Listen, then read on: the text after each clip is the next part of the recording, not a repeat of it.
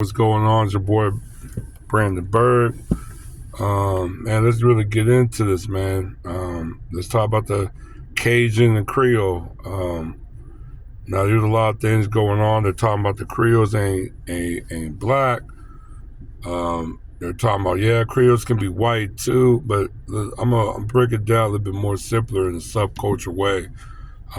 This if you really be in Louisiana. I'm not talking about just in the New Orleans areas or Baton Rouge or even Shreveport or Lake Charles, but you actually be deep in Louisiana and you really be like you're in there, you're in those communities. Um, like especially like you're going towards like Morgan City, Homa, Fouchon. Um, there's certain areas in near Alexandra. There's a couple areas like Huckleberry. You got Bow Bridge. That's where the Strawberry Fest be at. Crawfish Fest be sometime. Units. Um, Appalachia areas. Now, some of those areas that I also mentioned is a lot of Cajuns as well. Now, Cajuns are a little different. They're pretty much white. I mean, they're if they have some type of non white mixtures, they have maybe they come from Canada, and I know there was some mixing or intermingling going on with First Nation people up there in Canada. So that's where they get maybe like an appearance of like a red Native American look. Because there's some Cajun that could pass for quote Italians. There's some that could pass for Hispanic people. So yeah, that's one of the mixtures of a Cajun person. But most Cajuns, they come from Arcadia. Basically, that's Arcadia. That's come from basically area of France. Then they migrate to Canada. But they were expelled from Canada in the mid 1700s due to the French Indian War.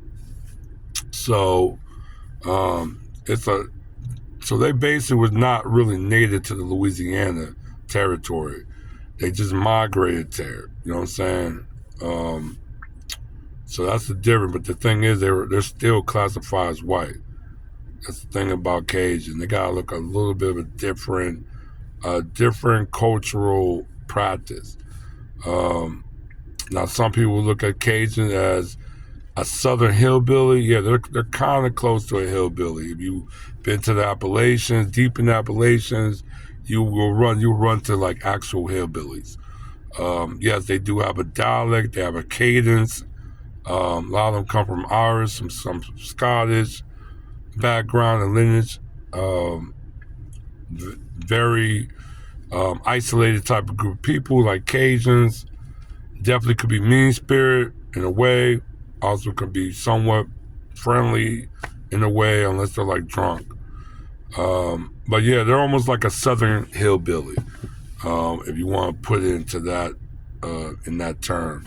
The Creoles basically were always native to Louisiana territory.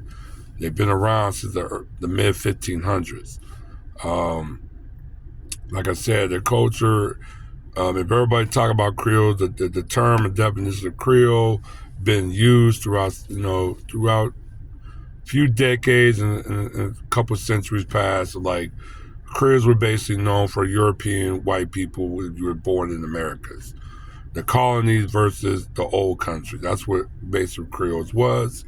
And over time, when slavery really started picking up steam and intermixing, basically raping, all that stuff with the slave population, with the white slave owners, then you came with a cultural called Creole that's like basically mean color or mix or something like that.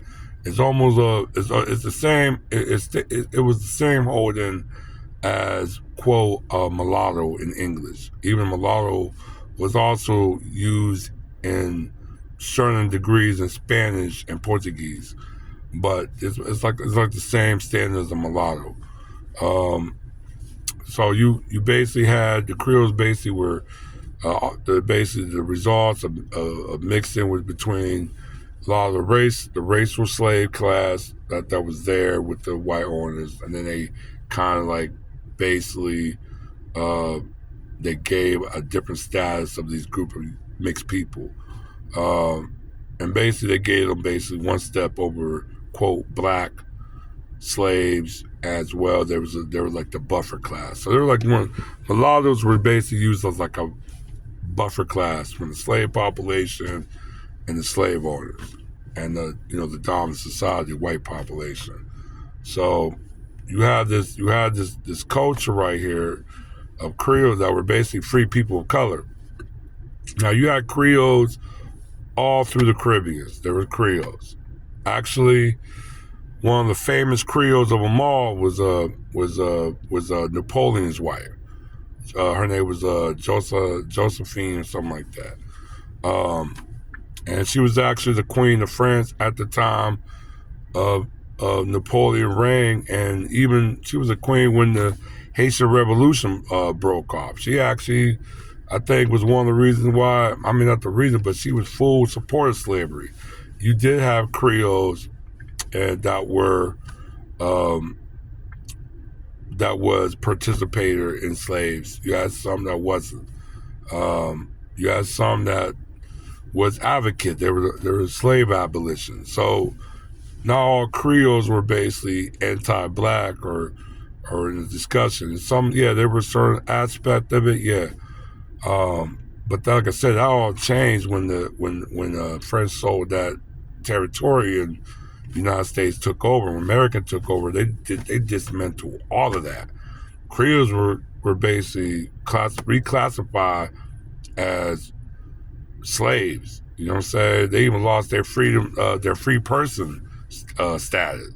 So Creoles were basically in the same mix with regular black folks in Louisiana. So I mean, that's why I can't say you can't just take Creole out of blackness. I mean, they've been in it. Now, is their origin? Yeah, their origin is France. I mean, that's what it is. But the experience is American. So you can't knock that either. So you're in the lumbo. Like I said, it's a lot to digest, but I just wanted to just break it down that there's a plight to this. Everybody's talking about Cajuns and Creoles. Yes, they do have a similar history together, but they're not. They're totally different group of people. Cajuns is basically white, and when you say Creole, that's basically into black. So I mean, that's kind of what it is. It's not really no difference to it. But yeah, like I said, I'll probably touch it a little bit later with another video though. All right, one.